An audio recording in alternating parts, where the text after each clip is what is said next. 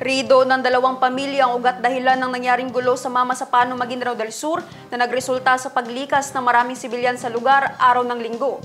I-detalye mo, Janelle Kidet. Lumikas ang 70 pamilya sa Tucanalipaw, Mamasapano, Maguindanao del Sur, 11:20 ng umaga, noong araw ng Linggo matapos magbakbakan ng dalawang pamilya sa lugar.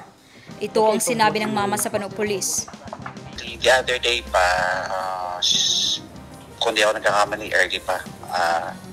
Early ng mga, siguro mga before 5 o'clock kung hindi ako nagkakamali. Pero hindi ganun ka-rapid yung mga putukan. Parang strapping lang din.